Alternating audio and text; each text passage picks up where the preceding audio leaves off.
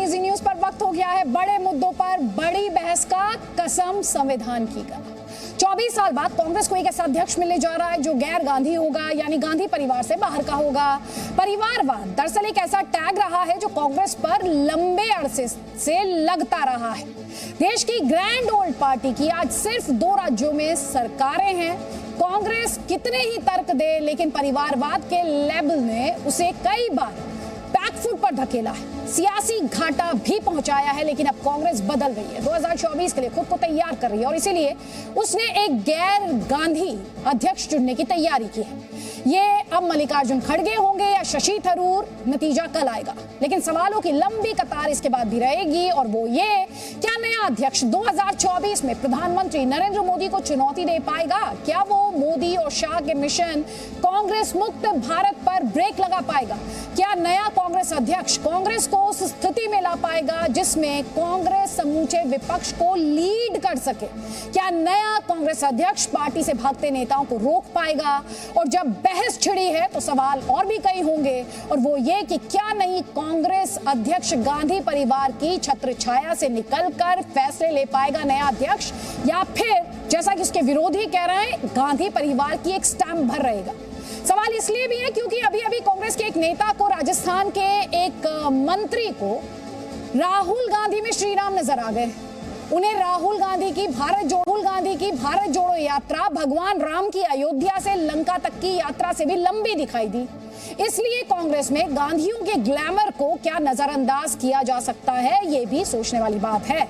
हम आज की ये बड़ी बहस इसलिए लेकर आए हैं क्योंकि कांग्रेस को 24 साल बाद गैर गांधी अध्यक्ष मिलेगा।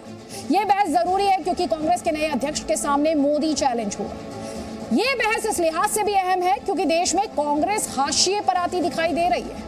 बहस इस लिहाज से भी जरूरी कि कांग्रेस मुक्त भारत का टैग हटाने की नए अध्यक्ष के सामने चुनौती है, और बहस इसलिए भी जरूरी है कि देश को मजबूत विपक्ष की तलाश है और इसमें कांग्रेस पार्टी का रोल अहम माना जाता है। कई खास मेहमान हमारे साथ हैं, लेकिन उससे पहले जल्दी से ये रिपोर्ट देखिए।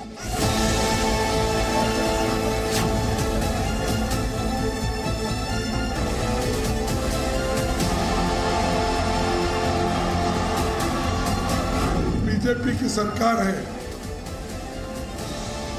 आज संविधान को नष्ट कर रही है। संगठन के चुनाव में कोई एक दूसरे की लड़ाई, हम दोनों मिलके बीजेपी के खिलाफ कैसा लड़ते, ये इम्पोर्टेंट।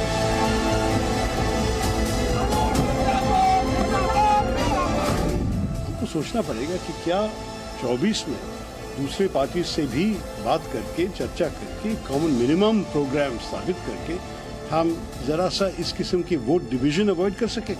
अगर ये हो जाएगा तो क्यों नहीं मोदी जी को हम हराएंगे। राहुल गांधी की जो पदयात्रा है वो पदयात्रा ऐतिहासिक पदयात्रा होगी। भगवान राम भी अयोध्या से श्रृंखला तक पैदल गए थे, पर ये राहुल गांधी उससे भी ज्यादा पैदल जाएंगे, कन्याकुमारी से कश्मीर तक।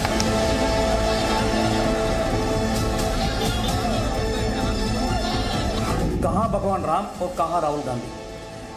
और जिस तरीके से कांग्रेस बात कर रही है, कांग्रेस तो राम को काल्पनिक मानती थी, राम के अस्तित्व को स्वीकार ही नहीं करती थी। भगवान श्री राम सबके आदर्श हो सकते हैं, पर ऐसा बयान देना मुझे लगता है कि राहुल गांधी की दृष्टि में अपना नंबर बढ़ाने के लिए सब बातें हो रही हैं।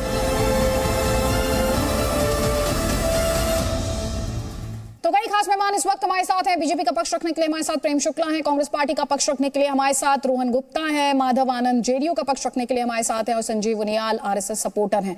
आप सभी का बहुत बहुत स्वागत है। पहला सवाल तो रोहन गुप्ता जी आप ही से है। बड़ा सवाल यही है, क्या कांग्रेस को 2024 के लिए मोदी चैलेंज कबूल है? देखिए, मुझे इस बात की खुशी है कि जैसे जैसे दिन जा रहे हैं आपके सवाल बदल रहे हैं, और यही कांग्रेस पार्टी की खूबी है। देखिए, यहाँ पे आपने जब स्टार्टिंग अपना रिपोर्ट दिया, आपने कहा कि कांग्रेस ये है, बीजेपी ये है, ये चैलेंज है। वोट कौन करता है? देश की जनता करती है। पूरे देश की जनता वोट करती है, उनके मुद्दों पे वोट करती है। पिछली सरकार ने क्या काम किए उस पे वोट करती है, उसकी क्या बेहतरी हुई उस पे वोट करती है, कितने वादे सरकार ने पूरे किए उस पे वोट करती है, और उसको आगे क्या फ्यूचर लगता है उस पे वोट करती है। हमारे यहाँ बैठने आकलन करने से देश की सरकार नहीं बनती। और जितने भी मुद्दे हमने डिस्कस किए, आज कोई भी आंकड़े आप निकाल के देख लीजिए, महंगाई की बात हो, गरीबी की बात हो, बेरोजगारी की बात हो, हर मुद्दे पे मोदी सरकार फेल है। ये आंकड़े हमारे सामने, इसमें हमको कुछ छुपाने की बात नहीं। उनकी मजबूरी है कि उनको गोल पोस्ट को बदलना पड़ता है, नए नए मुद्दों पे बात करनी पड़ती है, क्योंकि जिस मुद्दे पे वो लोग चुन के आए हैं, एक भी मुद्दे पे देश की जनता को वो कहीं पे भी एक भरोसा नहीं दिला पाए हैं कि हाँ ये सरकार ने उनके लिए कुछ किया है। तो हमारे लिए जब देश की जनता हमारे साथ में है और हम लोग जब मिलकर लड़ेंगे, तो मुझे विश्वास है कि देश की जनता का विश्वास हमको मिलेगा। ठीक है, जब आप मिलकर लड़ेंगे, आप जब ये बात कहते हैं रोहन गुप्ता, तो आप क्या अपनी पार्टी के भीतर कहते हैं, क्या आप विपक्ष के बारे में कहते हैं? सवाल पर मैं लौटूंगी, अभी 1 मिनट का जो वक्त था आपको शुरुआती कमेंट के लिए वो खत्म हो गया। प्रेम शुक्ला जी, इन इलेक्शन के बाद एक बात तो साफ है कि अब बार बार आप परिवारवाद नहीं चिल्ला पाएंगे। देखिए, परिवारवाद समाप्त कहां हो रहा है? अभी भी राहुल गांधी के पास कौन सा पद है कि सारा कांग्रेस उनके नेतृत्व में टहल रहा है?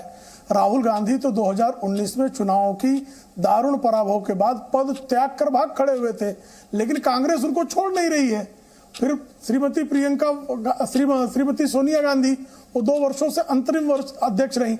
आज भी जो है श्रीमती सोनिया गांधी, श्रीमती प्रियंका वाड्रा और श्रीमान राहुल गांधी, इन 3 त्रिमूर्तियों को छोड़कर क्या जो भी कांग्रेस का अध्यक्ष होगा, चाहे मल्लिकार्जुन खड़गे हो, चाहे शशि तरूर हो, क्या वह कांग्रेस का संचालन स्वतंत्र रूप से करने में समर्थ है?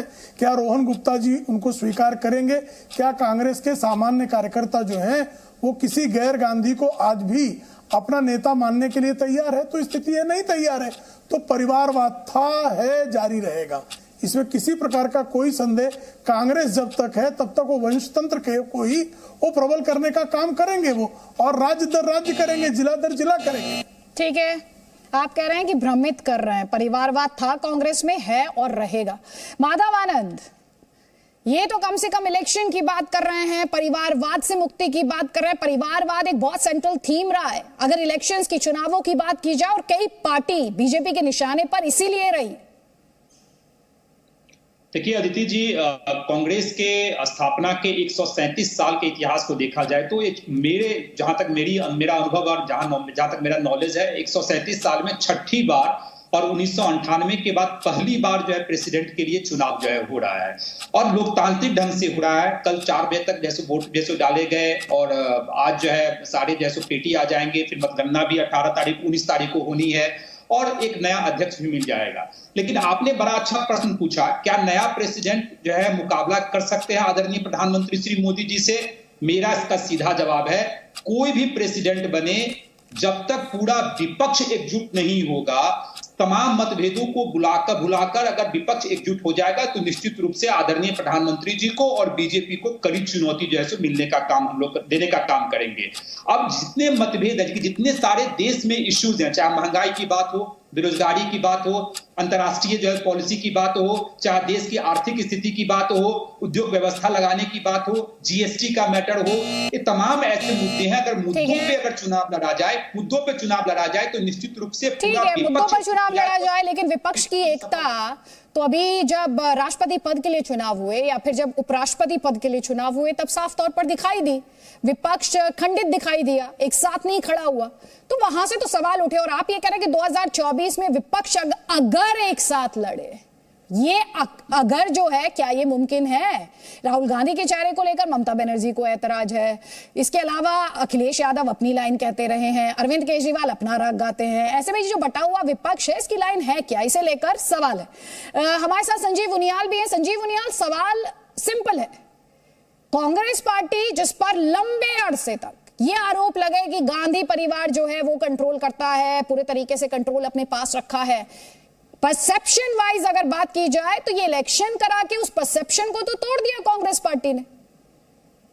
सब कुछ लुटा के होश में आए तो क्या हुआ, मैं इसकी जर्जर कर दूंगा, ऐसी संकीर्ण हालत में पहुंचा दूंगा इस पार्टी को, कहीं का नहीं छोड़ूंगा, एक एक चट्टान को नीचे गिरा दूंगा, मिट्टी में मिला दूंगा, लगभग ऐसी कसम खाने के बाद, और ये दिखाना कि अब मैं पुनर्जीवित करूंगा, क्योंकि गांधी परिवार सिर्फ गिरा सकता था, इसको मिट्टी में मिला सकता था। अब उठाने का काम जो करेगा वो खड़गे करेगा, ऑफिशियल कैंडिडेट करेगा। वो कैंडिडेट नहीं करेगा जो अंडरडॉग है पहले से Tharoor is not official candidate. Official candidate का तमका भी लगा दिया गया है कि वो खड़गे जी हैं। अगर खड़गे जो ऑफिशियल कैंडिडेट है तो अदिति इलेक्शन कैसे हो गया? ऑफिशियल कैंडिडेट जब बैठेगा आके प्रेसिडेंट की उस पर, तो प्रेम शुक्ला जी वाली बात ठीक हो गई। रिमोट किसके हाथ में रहने वाला है? फिर रिमोट रहने वाला है दोबारा से गांधी परिवार के हाथ में, क्योंकि ऑफिशियल कैंडिडेट को जीतने ही वाला है। तो गांधी परिवार चाहे इधर से आए, चाहे उधर से आए, चाहे घुमा के आए, चाहे सामने से आए, मैं तो नकेल अपने हाथ में ही रखूंगी। ठीक है रोहन गुप्ता, ये एक और काउंटर आर्ग्यूमेंट है। And by the way, with due respect to your opinion, ये सवाल बार बार उठा है कि क्या कांग्रेस पार्टी मोदी चैलेंज के लिए तैयार है। तो वो सवाल मैं पहले भी उठाती आई हूं, फिर से उठा रही हूं आज। लेकिन जो पॉइंट उन्होंने उठाया अभी, उन्होंने ये कहा कि गांधी परिवार डायरेक्ट कंट्रोल अपने हाथ में रख ले या वाया किसी के अपने हाथ में रख ले, बदलता कुछ नहीं। इन आरोपों पर आप क्या कहेंगे? देखिए, कितने सवालों के हम जवाब दें। पहले कह रहे थे कि चुनाव नहीं होगा, गांधी ही बनेंगे, अब चुनाव हो रहा है। अभी इन्होंने कहा, किसी ने कहा ऑफिशियल कैंडिडेट। ये क्या हो रहा है? जब चुनाव है, दो उम्मीदवार अपना विजन रख रहे हैं, दोनों लोग प्रचार कर रहे हैं, वोटिंग हो रहा है बाकायदा। मुझे बताइए कौन सी दूसरी पार्टी में हुआ है? अभी भाजपा ने रातों रात 3 साल के लिए उनके अध्यक्ष को एक्सटेंशन दे दिया। तब कहां गई थी उनकी लोकतंत्र? ठीक है, सवाल उठाने वाले उठाते रहेंगे। उनको आज पहले कह रहे थे कि गांधी फैमिली से कोई आएगा, अब नहीं आ रहा है तो अब बोल रहे हैं रिमोट कंट्रोल। ये आपकी सोच है। और आज एक चीज तो कांग्रेस पार्टी ने कर दी, उन सबके मुंह में दही जमा देगा जो रोज डिबेट में आके चिल्ला रहे थे कि नहीं कि गांधी फैमिली से ही कोई आएगा, नॉन गांधी कोई अध्यक्ष नहीं बन सकता है। इसमें जवाब लीजिए। प्रेम शुक्ला जी ये कह रहे हैं कांग्रेस पार्टी ने बोलती बंद कर दी। पहले कहते थे गांधी ही होगा अगला प्रेसिडेंट, नहीं बना गांधी, गैर गांधी कोई आएगा। अब ये कह रहे हैं कि हमारी पार्टी में तो आंतरिक लोकतंत्र है, आपकी पार्टी में आंतरिक लोकतंत्र का क्या? आपका जवाब? जी अच्छा, ये कौन सा आंतरिक लोकतंत्र है? 137 साल में सिर्फ 6 बार चुनाव। भारतीय जनता पार्टी में हर 3 वर्ष के बाद पारदर्शी ढंग से मंडल स्तर, जिला स्तर, प्रदेश स्तर, राष्ट्रीय स्तर का चुनाव होता है। अब राष्ट्रीय अध्यक्ष हमारा सर्वसहमत से चुन लिया जाता है। कांग्रेस की तरह धोती फाड़कर अध्यक्ष नहीं भगाया जाता। इसका मतलब हमारे यहाँ लोकतंत्र नहीं है। आदरणीय सीताराम केसरी को जब धोती फाड़कर भगाया गया था, अदिति जी मैं किसी के बीच में नहीं बोल रहा हूँ। नहीं, रोहन जी की बात पूरी होने दीजिए सर, आपको इंटरप्ट नहीं किया उन्होंने। प्लीज प्रेम शुक्ला जी बात पूरी कीजिए सर। देखिए, क्या ये सत्य नहीं है कि श्रीमान सीताराम केसरी की धोती फाड़कर श्रीमती सोनिया गांधी को लाया गया था? और श्रीमती सोनिया गांधी क्या इलेक्टेड थी, प्रेसिडेंट थी? नहीं थी ना। और आप मुझे बताइए ना, 137 वर्षों में सिर्फ 6 बार ही चुनाव क्यों हुए? 137 वर्षों का आप इतिहास गिनाते हो और सिर्फ 6 चुनाव, इसका क्या कारण है? इसका भी जरा आप जो है स्पष्टीकरण दे दीजिए। भारतीय जनता पार्टी में हर 3 साल बाद मंडल स्तर का भी आप मुझे बताइए ना, आपके यहाँ कब ब्लॉक स्तर पर चुनाव हुआ? आपके जो पीसीसी प्रेसिडेंट, जो पीसीसी के आपके डेलीगेट्स आए हैं, इनको किसने चुना है?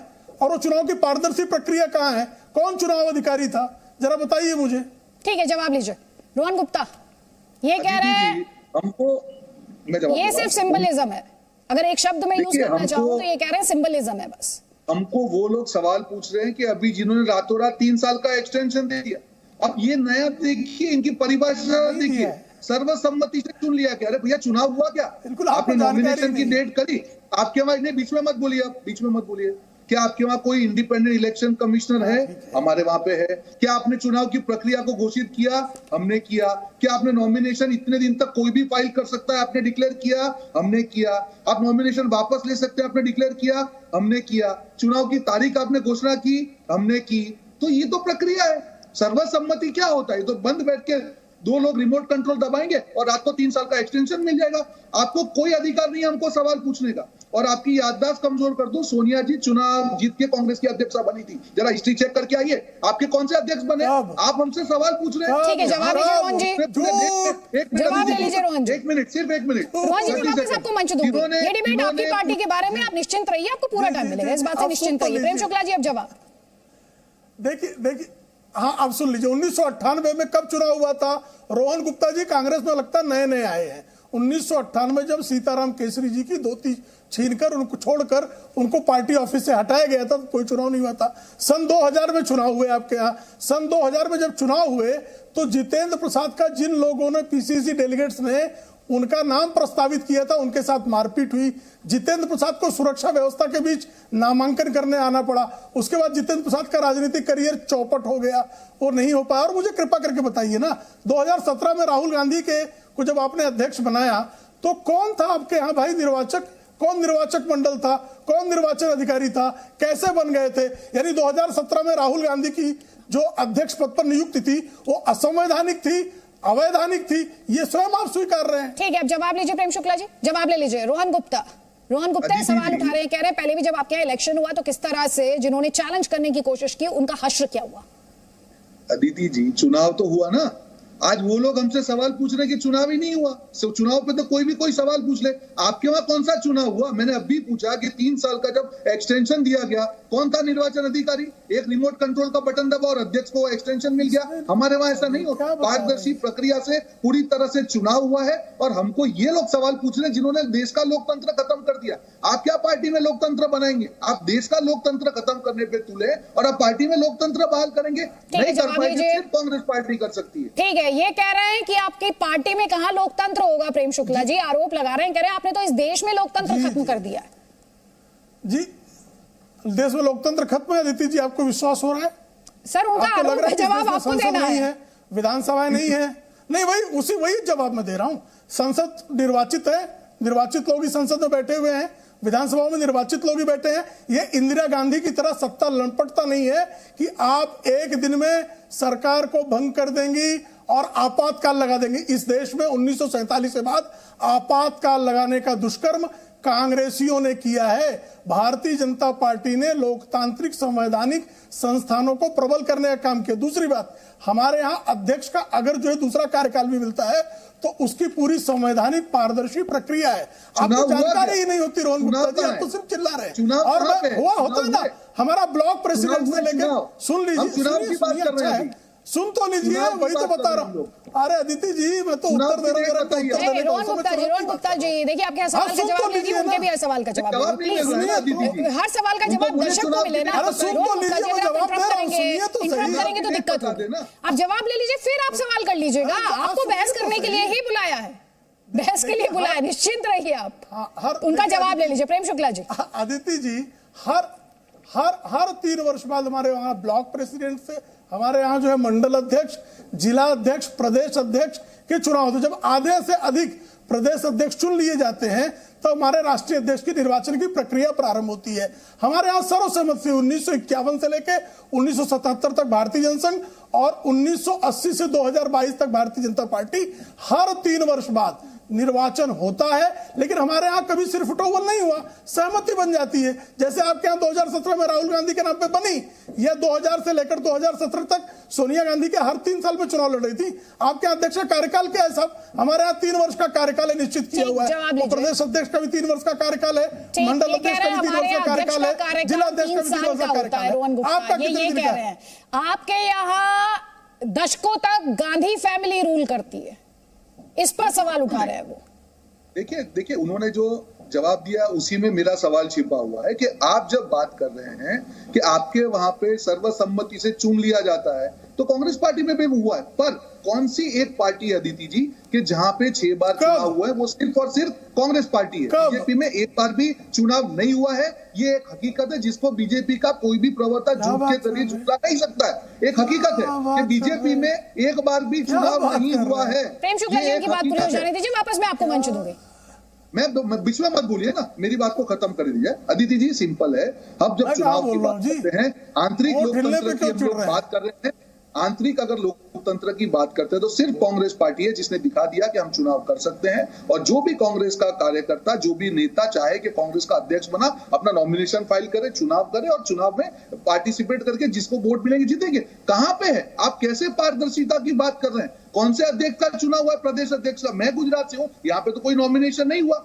हर चीज अगर सर्वसम्मति से है तो लोकतंत्र की हत्या ही है। आपको लगता है कि सिर्फ एक आदमी का ओपिनियन पूरे देश के ऊपर थोप दिया जाए, वो पार्टी है और उसको सर्वसम्मति का नाम दिया जाए, पार्टी हो या देश हो, उसको हम लोग लोकतंत्र नहीं बोल सकते। और यही आपका तरीका था जिसने नोटबंदी को देश में थोप दिया, जीएसटी को थोप दिया। अभी जो पार्टी का जिस तरह से फंक्शनिंग होती है, पार्टी प्रेसिडेंट है, उस पर प्लीज मैं इस मुद्दे पर रहना चाहती हूं। जवाब ले लीजिए प्रेम शुक्ला जी। ये कह रहे हैं कि आपका ये दावा कि 3 साल में आप चुनाव करवाते हैं, ये दावा गलत है। वो उसे चैलेंज कर रहे हैं रोहन गुप्ता, और वो ये कह रहे हैं कि दूसरी बात पारदर्शिता को वो कह रहे हैं पारदर्शिता नहीं है आपकी पार्टी में। हाँ सुन जी देखिए, पारदर्शिता जो है, जिसके पास आंखें होंगी उसको ही पारदर्शिता दिखाई देगी, अंधे को नहीं दिखाई दे सकती। हर 3 साल बाद निर्वाचन आयोग को बाकायदा हम अपने निर्वाचन करा के रिपोर्ट भेजते हैं। अगर सर्वसहमति को कहते हैं तानाशाही है, तो भाई ये श्रीमती सोनिया गांधी और माइनो परिवार ही तानाशाही का नया अर्थ निकाल रहा होगा। हमने कहा मंडल स्तर के अध्यक्ष निर्वाचित होता है। अब मैं इनसे पूछ रहा हूं कि आपका पीसीसी डेलीगेट, जिसने अभी आपका जो वोटर कॉलेजियम था, आप मुझे बताइए निर्वाचक मंडल जो है वो कैसे निर्वाचित हुआ? तो रोहन गुप्ता के पास जवाब नहीं है। मैं तो आपको बता रहा हूं कि हमारा निर्वाचक मंडल जो होता है अध्यक्ष का, वो प्रदेश अध्यक्ष होते हैं और सर्वसम्मति से होता है। प्रदेश अध्यक्ष कैसे चुना जाता है? जिला अध्यक्ष चुनते हैं। जिला अध्यक्ष कैसे चुना जाता है? मंडल अध्यक्ष चुने जाते हैं। मंडल अध्यक्ष उसका निर्वाचन है।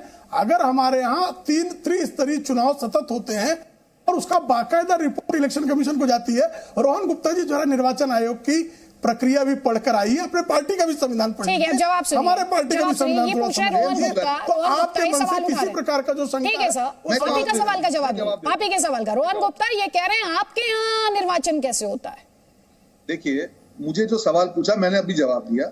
हमारे वहां पे चुनाव की तारीख थी, ठीक है, तब कल वोट डाले गए, परसों आपको मालूम है पूरे देश में। नहीं, वो निर्वाचक मंडल की बात कर रहे हैं। वो ये कह रहे हैं कि पार्टी में जो आपके हाईएस्ट डिसीजन मेकिंग बॉडीज हैं, वहां पर कैसे चुनाव होता है, चयन कैसे होता है, वो उसे क्वेश्चन कर रहे हैं। देखिए, अभी जैसे जो चुनाव हुए उसमें जिला प्रमुख से लेके तालुका ब्लॉक प्रेसिडेंट्स के ऊपर जिला प्रेसिडेंट के ऊपर पीसीसी प्रेसिडेंट, डीसीसी डेलीगेट, ये सबका चुनाव हुआ है। और जैसे प्रेम शुक्ला जी ने कहा, आप जाके देख लीजिए चुनाव आयोग के वहां पे कांग्रेस पार्टी ने पूरा रिपोर्ट सबमिट किया है। और उसके बाद अध्यक्ष का चुनाव हुआ है, जिसमें हर स्टेट से जो डेलीगेट्स है, करीब 9000 के करीब डेलीगेट थे, उन्होंने अपने बाकायदा अपना वोट डाला, चुन के आए। अब मेरा सवाल उनसे ये है, उन्होंने कहा कि हमारे वहां चुनाव होता है तो देश को दिखता क्यों नहीं? ये आपके विकास की तरह है कि नहीं दिखता है देश को? उन्होंने सर्वसम्मति की बात की थी, उन्होंने सर्वसम्मति की बात की थी रोहन गुप्ता, उन्होंने सर्वसम्मति की बात की थी। सर्वसम्मति में फिर चुनाव नहीं। देखिए, मैं आपको यही कहना चाह रहा हूं, आप बोल रहे हैं सर्वसम्मति से होता, चुनाव की प्रक्रिया तो डिक्लेयर कीजिए ना। अगर सर्वसम्मति होगी, अगर एक ही नॉमिनेशन आएगा, आपने चुनाव घोषित कर दिए, आपको लगता है कि सिर्फ एक ही व्यक्ति ने नॉमिनेशन किया है, तो फिर इसका मतलब है कि वो सर्वसम्मति से आप इसमें जवाब लीजिए। ये कह रहे हैं सर्वसम्मति से, ठीक है, चुनाव की प्रक्रिया तो डिक्लेयर कीजिए। प्रेम शुक्ला जी, उनका सवाल ये है। अब देखिए, आप मुझे बताइए ना, जब इनके यहाँ सर्वसम्मति बनती तो इनके यहाँ चुनाव प्रक्रिया डिक्लेयर होती है? यह तो बेसिक है। अब किसी को जो है अज्ञान पर ही कोई आमादा हो तो उसको कैसे सिखा सकते हैं?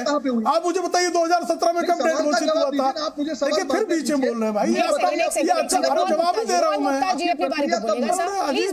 आपको भी मैंने खूब टाइम दिया है, इनको भी खूब टाइम दिया, अभी 2 गेस्ट बैठे, लेकिन क्योंकि ये कांग्रेस पार्टी पर है तो प्लीज आप जवाब तो सुन लीजिए उनका, फिर आप दोबारा सवाल पूछ लीजिएगा। आप दोबारा सवाल पूछ लीजिएगा प्लीज। प्रेम शुक्ला जी, चिंता मत कीजिए, इस डिस्कशन में पूरे तरीके से लोकतंत्र होती है जी। जब सर्वसम्मति होती है दीदी जी, तो चुनाव की तिथि घोषित करने की आवश्यकता ही नहीं है।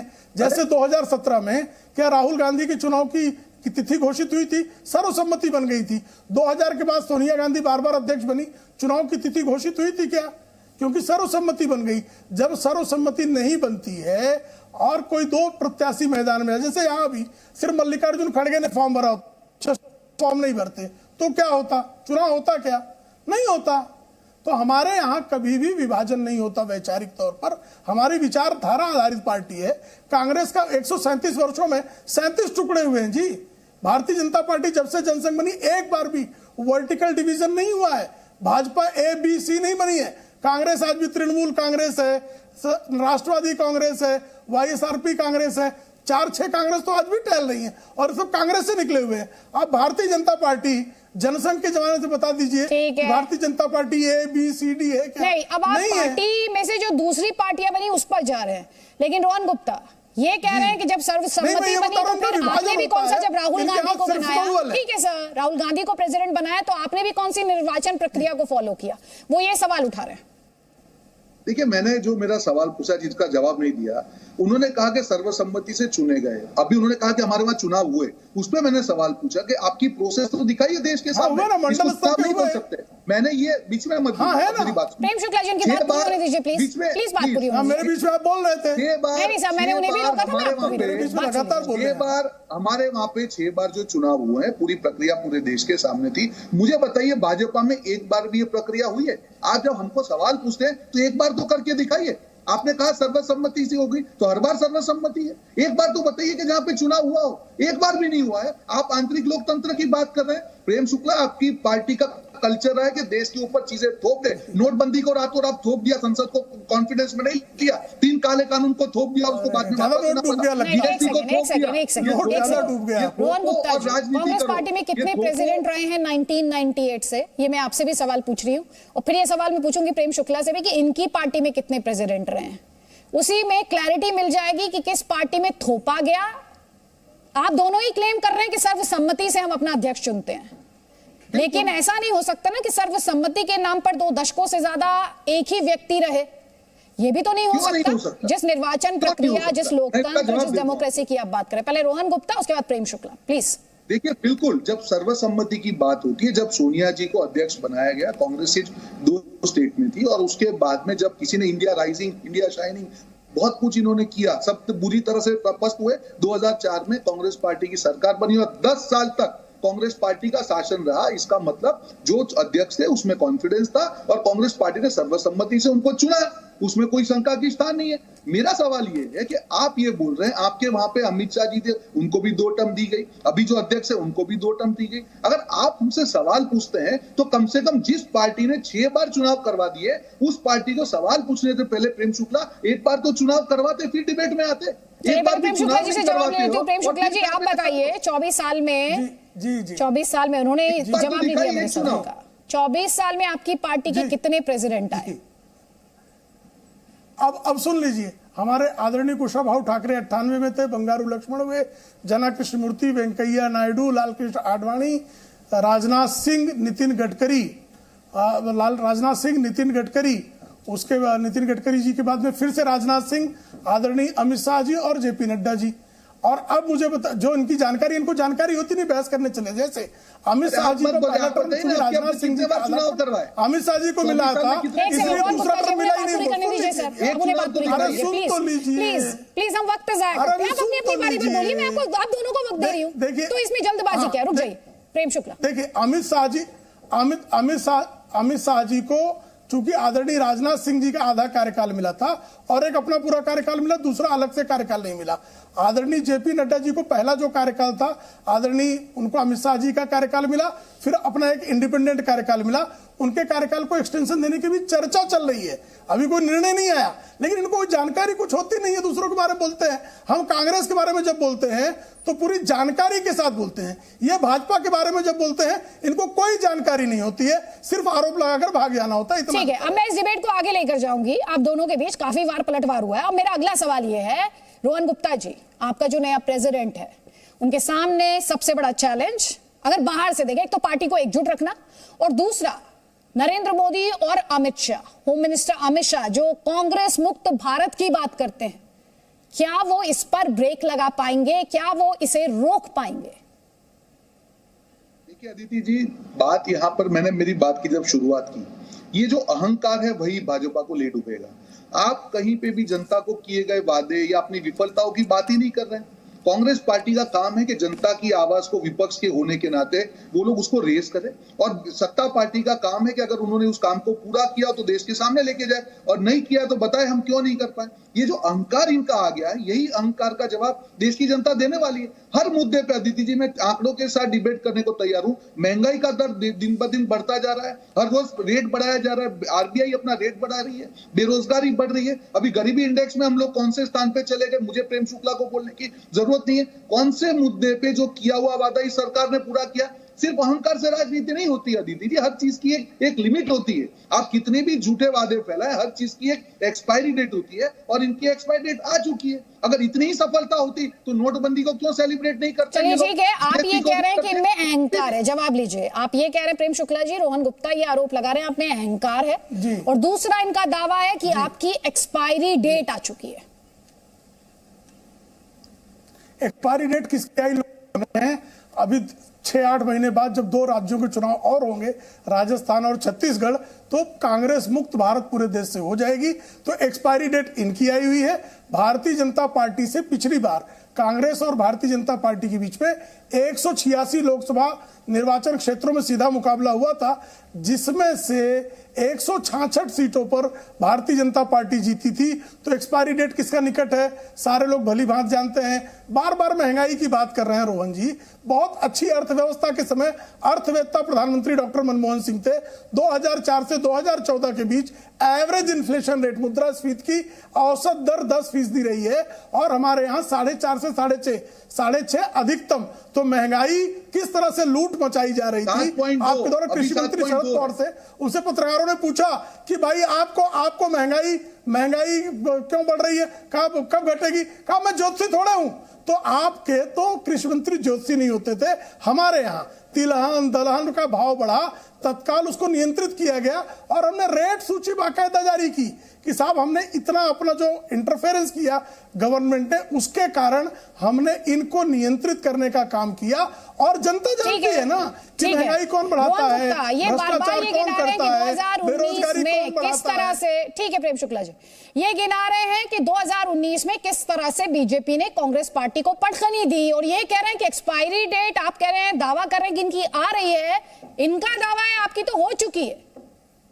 देखिए, अगर इनका दावा, अभी उनकी जो वित्त मंत्री है उनका दावा पूरे देश ने कहा, उन्होंने बहुत तर्क से कहा कि रुपया कमजोर नहीं हो रहा है, डॉलर मजबूत हो रहा है। अब प्रेम शुक्ला जी कहेंगे महंगाई नहीं बढ़ रही है, लोगों की खरीद शक्ति कम हो रही है। प्रेम शुक्ला जी कहेंगे बेरोजगारी नहीं बढ़ रही है, लोगों को अब काम नहीं करना है। ये तो भाजपा तर्क है, पूरा देश देख रहा है। नोटबंदी देख रहा है, नोटबंदी को ये लोग कहेंगे 20 लाख करोड़ का नुकसान देश को हुआ है नोटबंदी के कारण। और आप जिस बात कर रहे, देखिए यही तो अहंकार होता है ना। जिस तरह से जिस दिन से भारत जोड़ो यात्रा शुरू हुई है, ये सारे बीजेपी जो प्रवक्ता बौखलाए हुए हैं, उनको और कुछ दिखता ही नहीं है, क्योंकि देश को जो जोड़ने की बात है वो कांग्रेस पार्टी ने कर दी है। जिन मुद्दे पे आदित्य जी ये लोग चुनाव लड़ते हैं, जहां पे नफरत फैलाना है, लोगों को झगड़ाना, सिर्फ यही मुद्दे के कारण भाजपा सरकार में रही है। अगर काम की बात आती, अर्थतंत्र की बात आती, लोकतंत्र की बात आती, न्यायतंत्र की बात आती, विकास की बात आती, कि वो वादे पूरे करने की बात आती, हर मुद्दे पे भाजपा फेल है, क्योंकि आंकड़े बोलते हैं। शुक्ला जी, इनका दावा यह है जब से राहुल गांधी ने भारत जोड़ो यात्रा शुरू की है, एक तो इनका दावा है कि कांग्रेस ने हमेशा जोड़ने का काम किया है, आप तोड़ने की राजनीति करते हैं, और दूसरा ये कहते हैं आप राहुल गांधी की भारत जोड़ो यात्रा के बाद से ही बौखलाए हुए हैं। देखिए, बौखलाए कौन है लोग भली भांति जान रहे हैं। और कृपा करके मुझे बताएं ना कि राहुल गांधी की यात्रा जुड़ने के बाद गोवा के विधायक भाग गए, राजस्थान में बगावत हो गई, गुलाम नबी आजाद अलग हो गए, तो इनकी तो कांग्रेस छोड़ो यात्रा शुरू हो गई। जिसको देखो कांग्रेस छोड़ छोड़ के भागा जा रहा है। अशोक गहलोत कह रहे हैं कि जब तक रगड़ाई नहीं होती तब तक आदमी नहीं आगे बढ़ता, यानी राहुल गांधी की रगड़ाई नहीं हुई इसलिए कांग्रेस का सत्यानाश हो गया। ये अशोक गहलोत का बयान ही इस बात का संकेत दे रहा है। तो आपके जो बैठे मुख्यमंत्री हैं वो आंख दिखा रहे हैं, टीएस सिंहदेव वहां आंख दिखा रहे हैं छत्तीसगढ़ में, तो आपकी साहब बड़ी बुरी दशा है। और कृपा करके मुझे बताइए ना, डॉलर पर आप बात कर रहे हैं, आप बताइए ना 2008 से 2014 के बीच में वैश्विक स्थिति इतनी खराब क्यों थी कि लगातार सिर्फ अकेला एक करेंसी गिरी थी, रुपया। आज तो डॉलर के खिलाफ पाउंड का भी रेट गिरा हुआ है, आज यूरो का भी रेट गिरा हुआ है, युआन का भी रेट गिरा हुआ है, चाइनीज करेंसी का भी रेट गिरा हुआ है, और इन सब का रेट जो है भारतीय रुपए की तुलना में ज्यादा धराशायी हुआ है। और जबकि चिदंबरम के कार्यकाल में श्रीमती सोनिया गांधी के भ्रष्टाचार के एजेंडे को पूरा करने के लिए सिर्फ रुपए का भाव 30% डेप्रिसिएट हो गया सिर्फ 4 साल में। क्यों हो गया था भाई? और तो तब तो वैश्विक मंदी भी नहीं थी, भारत की सबसे बुरी दशा भी नहीं थी। क्या कारण था? ये फेल हुए तभी बीजेपी को सत्ता में लाई जनता, क्योंकि जनता तो वोट से चोट करती है। आप दोनों को मैं वापस मंच दूंगी, लेकिन हमने शुरू में ही एक लाइन का जिक्र किया था कि राजनीति में गांधी परिवार को लेकर एक परसेप्शन है जो कि उनके विरोधी भी इस्तेमाल करते हैं और कई बार कांग्रेस पार्टी के जो नेता हैं वो भी इस्तेमाल करते हैं। सवाल ये है, क्या नया कांग्रेस अध्यक्ष गांधी परिवार के सामने अपना कद बड़ा कर पाएगा? राहुल गांधी की भारत जोड़ो यात्रा की सारे कांग्रेसी तारीफ कर रहे हैं, लेकिन राजस्थान में अशोक गहलोत सरकार के मंत्री प्रसादी लाल मीणा ने तो इस यात्रा को लेकर राहुल गांधी की भगवान राम से तुलना कर दी है। मीणा ने कहा कि इस यात्रा में राहुल गांधी जितना पैदल चलेंगे उतना तो भगवान राम भी नहीं चले थे। यानी अयोध्या से लंका तक माता सीता की खोज में श्री राम जितना नहीं चले थे, उससे ज्यादा तो राहुल गांधी भारत जोड़ो यात्रा में चल रहे हैं। उनका पूरा बयान सुनिए। राहुल गांधी जी की जो पद यात्रा है वो पद यात्रा ऐतिहासिक पद यात्रा होगी। भगवान राम भी अयोध्या से श्रृंखला तक पैदल गए थे, पर ये राहुल गांधी उससे भी ज्यादा पैदल जाएंगे, कन्याकुमारी से कश्मीर तक। इतिहास है, कोई आज तक गया ना कोई जाएगा। ये राहुल गांधी की ऐतिहासिक यात्रा देश को बदलने के लिए, देश में जिस तरह का माहौल है उसको चेंज करने के लिए, जिस तरह की सांप्रदायिकता है, जिस तरह के वातावरण बना दिया, जिस तरह के उस वातावरण को बदलने के लिए राहुल गांधी जी पैदल यात्रा कर रहे हैं। राहुल गांधी और जिस तरीके से कांग्रेस बात कर रही है, कांग्रेस तो राम को काल्पनिक मानती थी, राम के अस्तित्व को स्वीकार ही नहीं करती थी, और उसके नेताओं की तुलना भगवान राम से करना मेरे ख्याल से ये निंदनीय कार्य है। और कांग्रेस के नेता अपने अस्तित्व को बचाने के लिए इस तरीके से अपने नेताओं की चापलूसी करेंगे तो जनता सब देख रही है, आने वाले समय के अंदर हिसाब भी करेगी।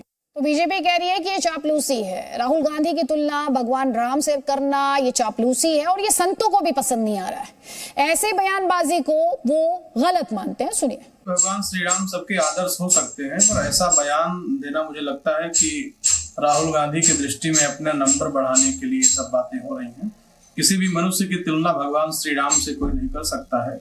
भगवान श्री राम ने लंका तक जाकर के जिस मानवता की स्थापना किया है, अब वो दुनिया में दूसरा कोई नहीं कर सकता है। मुझे लगता है कि इस प्रकार के बयान पार्टी के लोग दे करके केवल अपना कद बढ़ाने की बात करते हैं। उनको ये पता नहीं है कि भगवान श्री राम परमात्मा थे, ब्रह्म थे, और जीव कभी परमात्मा के समान नहीं हो सकता। राहुल गांधी की तुलना भगवान राम से करना बहुत बड़ी मूर्खता है, निंदनीय है। राहुल गांधी तो राष्ट्रभक्त है भी नहीं, रहे तो राष्ट्र विरोधी है। हमारे साथ कई खास मेहमान हैं, संतों का जो रिएक्शन है वो हम आपको सुना रहे हैं। रोहन गुप्ता ये कह रहे हैं, बीजेपी कह रही है चापलूसी है, और संत भी नाराज है कि राहुल गांधी के साथ भगवान श्री राम की तुलना क्यों। देखिए, भगवान श्री राम के साथ किसी की तुलना हो ही नहीं सकती है, पर ये जो संत आपने अभी सुनाया बीजेपी है, जब योगी जी का मंदिर बन के उसके अंदर पूजा हो रही थी तब तो उनको बड़ा अच्छा लगा। मोदी जी के इतने मंदिर बने हुए पूजा हो रही है तब तो किसी ने कुछ नहीं कहा। व्यक्तिगत तौर पे मैं मानता हूं कि भगवान राम से किसी की भी तुलना करना योग्य चीज नहीं है, पर मुद्दा यहाँ पे अलग है। आज राहुल गांधी जी जिस तरह से भारत जोड़ो यात्रा में, और अदिति जी ये कोई आसान चीज नहीं है रोज 25 किलोमीटर चलना, आज 1000 से ज्यादा किलोमीटर चल के राहुल गांधी जी ने दिखा दिया है कि उनका उद्देश्य क्या है। उनको देश को जोड़ना है, और नफरत का जो एक एटमॉस्फेयर बीजेपी ने क्रिएट किया है और देश को तोड़कर जो अपनी राजनीति कर रहे हैं उसके खिलाफ राहुल गांधी जी चल रहे हैं, और पूरे देश का प्यार मिल रहा है। अदिति जी, कोई भी सरकार होती है, जो भी सत्ता में आती है, कांग्रेस हो बीजेपी हो, आज उसका काम ये होता है कि अपने किए गए वादे के बारे में लोगों को बताए कि हमने ये किया है, ना कि पुरानी सरकारों के बारे में बताएं। जब भी आप बीजेपी की विफलता करो, अरे जी हमारा तो ये है, पहले ये था, तो अरे भैया तुमको सत्ता काम करने के लिए आप करके दिखाओ ना। कब तक आप इतिहास में जियोगे, कब तक आप भूतकाल की बात करेंगे। आपको भविष्य बदलने के लिए देश ने सत्ता में दिया है, भूतकाल की और नफरत की बात करने के नहीं दिया। पर इनकी मजबूरी है, आज सत्ता में होने के बावजूद भी अदिति जी ये लोग विपक्ष में ही है, और इसीलिए कांग्रेस कांग्रेस कांग्रेस करना पड़ता है। नहीं तो मुझे बताइए अदिति जी, आप जो सवाल उठा रहे हैं उसका जवाब मैं लूंगी प्रेम शुक्ला से, और आपसे कहूंगी राहुल गांधी चल रहे हैं, अच्छी बात है, भारत जोड़ो यात्रा कर रहे हैं, अच्छी बात है, लेकिन ग्राउंड से कनेक्ट होना वही तो सियासत का आधार है ना, सियासत की बुनियाद है। और कहीं ना कहीं कांग्रेस पार्टी को जो कनेक्ट मिसिंग था वो खला है, हार्म किया है उसने कांग्रेस पार्टी को। और मैं तो जब जमीन से कनेक्ट होने की बात करती हूं तो मेरे जहन में तो महात्मा गांधी याद आते हैं, वो किस तरह से मासेस से कनेक्ट करते थे। तो इसमें जनता के साथ कनेक्ट आज की राजनीति की, और आज की नहीं हमेशा से ही राजनीति की जरूरत रही और बुनियाद रही है। प्रेम शुक्ला जी, रोहन गुप्ता को आपने सुना, वो सीधे तौर पर यह कह रहे हैं कि आप अभी भी इतिहास में रह रहे हैं, आप अभी भी उसी रोल में हैं जो कभी आपका हुआ करता था जब यूपीए की सरकार थी और आप विपक्ष में थे। जी जी जी, देखिए इनका दो बातें उन्होंने कही। एक तो भारत को कह भारतीय जनता पार्टी तोड़ो करती है भारत का, ये कह रहे हैं, तो साहब भारत को एक ही बार तोड़ा गया है, और पंडित जवाहरलाल नेहरू की सत्ता लोलुपता में भारत टूटा, और 10 लाख हिंदुओं का कत्लेआम उनके कारण हुआ। हिंदू महिलाओं पर बलात्कार और उनको आत्महत्या करने में मजबूर होना पड़ा, ये सब जानते हैं। एक बात। दूसरी बात, अब वर्तमान की बात करते हैं। हाँ सही, वर्तमान की बात सुनिए अब आप। जब कांग्रेस छोड़कर गई थी सत्ता 2014 में, तब भारत विश्व में 11वें नंबर की अर्थव्यवस्था था। आज जो है 8 वर्षों में आज वो 5वें नंबर की अर्थव्यवस्था है। तब आप डायरेक्ट बेनिफिट ट्रांसफर की बात तो कर रहे थे, लेकिन पूरे देश में सिर्फ 10 करोड़ अकाउंट्स थे, बैंक अकाउंट्स। आज 40 करोड़ बैंक अकाउंट्स अकेले आदरणीय नरेंद्र मोदी जी के जनधन के कारण खुले। तब जो है शौचालय कितने थे, 12 करोड़ अतिरिक्त शौचालय जो है बनाए गए। तब 70 वर्षों में लोगों के घरों में बिजली नहीं थी। सौभाग्य योजना के तहत हर घर हर गांव तक बिजली पहुंची और हर घर को जो है बिजली दी जा रही है। हर घर को LPG गैस कनेक्शन दिया जा रहा है। किसान सम्मान निधि दी जा रही है। सतत जो है जन कल्याण का कार्य हो रहा है। आपने क्या किया था जरा बता दीजिए। रोहन गुप्ता जी। अदिति जी, अभी इन्होंने जो गिनवाया बहुत अच्छी बात की उन्होंने। अब मैं 2014 से इनके वादे गिनवाता हूँ। किसानों की आय दुगनी होगी, हर खाते में 15 लाख होगा। आपने क्या किया था वो जरा बता दीजिए। हर बात बीच में मत बोलिए। हर भारतीय को घर मिलेगा, हर घर में जल होगा, नल में जल होगा। ये सारे वादे थे। बुलेट ट्रेन चल जाएगी, ठीक है, काला धन वापस आएगा। देखिए, जो गोल पोस्ट चेंज करने की भाजपा की बात है, और मैं आज उनकी हकीकत दिखा रहा हूँ। आज गरीबी का इंडेक्स जब अदिति जी आया था, आज चलिए ठीक है, मुद्दों की आप बात करें। मैं आपसे राजनीतिक स्ट्रेटेजी की बात करती हूँ। मुझे ये शो क्लोज करना है और ये सवाल अहम है। ये सवाल इस लिहाज से बहुत अहम है कि जब आप पॉलिटिकल स्ट्रेटेजी की बात करते हैं, क्या आपका नया प्रेसिडेंट विपक्ष को, ना सिर्फ कांग्रेस पार्टी को एक साथ रखने में, बल्कि विपक्ष को एक साथ लाने में सक्सेसफुल हो पाएगा, कामयाब हो पाएगा? ये बड़ा सवाल है। जी, जो भी 2 उम्मीदवार हैं जिन्होंने अध्यक्ष पद की रेस में अपना नाम आगे किया है, दोनों ही सक्षम हैं। दोनों पार्टी कांग्रेस के कल्चर के साथ पूरी तरह से नीचे से ऊपर आए हैं और मुझे विश्वास है मिलकर हर कांग्रेस कार्यकर्ता को साथ लेके और देश को, देखिए हमारी जिम्मेदारी है देश को। चलिए ठीक है, आपको भरोसा है, माधवानंद आपको ये भरोसा है? हम लोग हमारी जिम्मेदारी पूरी करेंगे। देखिए अदिति जी, कोई भी प्रेसिडेंट बने, निश्चित रूप से आपने बड़ा अच्छा है कहा कि उनमें नेतृत्व की क्षमता हो और सबको साथ लेने की क्षमता हो, क्योंकि अभी कांग्रेस की जो स्थिति है हम सब लोगों को पता है, किसी से छिपा हुआ तो है नहीं। तो जितनी विपक्षी पार्टियां हैं सबको एकजुट लेकर कैसे चले, कॉमन मिनिमम प्रोग्राम कैसे बने, सबको एकजुट कैसे रखें, तो इसकी रिस्पॉन्सिबिलिटी कांग्रेस की। और लोकतंत्र में कांग्रेस मजबूत होगा, ये सब लोग चाहती है। बीजेपी भी चाहती है कांग्रेस मजबूत हो। अब कांग्रेस मजबूत कैसे हो, तो कांग्रेस को सोचना है। अब नया अध्यक्ष भी मिल जाएगा, आने वाला वक्त बताएगा कि अध्यक्ष किस रूप में कार्य करते हैं। और जहां तक गांधी 20 सेकंड में ये कह रहे हैं बीजेपी भी चाहती है कांग्रेस मजबूत हो। बीजेपी कांग्रेस मुक्त भारत चाहती है या मजबूत कांग्रेस चाहती है? हम चाहते हैं कि कम से कम विपक्ष में ठीक ठाक से काम करें। वो राहुल गांधी की तरह रोज जो है कोई गलत बात कह के सेल्फ गोल न मारे। ये हमारी अपेक्षा है कि सेल्फ गोल मारने की अपनी वृत्ति से रोहन गुप्ता जी पॉजिटिव नोट पर खत्म करें। वो कह रहे हैं विपक्ष में ठीक ठाक स्थिति में आप हो। अरे इनको सामने एक ही व्यक्ति का शासन, उनको विपक्ष होने का मतलब ही नहीं है। जिन्होंने लोकतंत्र की हत्या कर दी हो वो कहां से विपक्ष आएंगे? आज सारी एजेंसी, सारे तंत्र उनको विपक्ष। अच्छा चलिए, अब हम अलग ही डिबेट पर जा रहे हैं। जब वो डिबेट होगी उस डिबेट में भी आप सभी मेहमानों को बुलाएंगे। आज वक्त इतना ही है। बहुत बहुत शुक्रिया हमारे इस डिस्कशन में शामिल होने के लिए। लेकिन जब कांग्रेस पार्टी की बात की जाती है, देश की ग्रैंड ओल्ड पार्टी की बात की जाती है, तो इसमें किसी को शक नहीं कि कांग्रेस के सामने चुनौतियों का अंबार है। फिर चाहे मल्लिकार्जुन खड़गे कांग्रेस के नए बॉस चुने जाएं या फिर शशि थरूर, तो सोचने की जरूरत कांग्रेस को है कि वो कैसे 2024 में मोदी मैजिक को चुनौती देगी। साथ ही गैर गांधी अध्यक्ष को एक ऐसी रणनीति तैयार करनी होगी जो कांग्रेस मुक्त भारत की बजाय कांग्रेस युक्त भारत की तरफ कदम बढ़ाए। कसम संविधान की में फिलहाल इतना ही।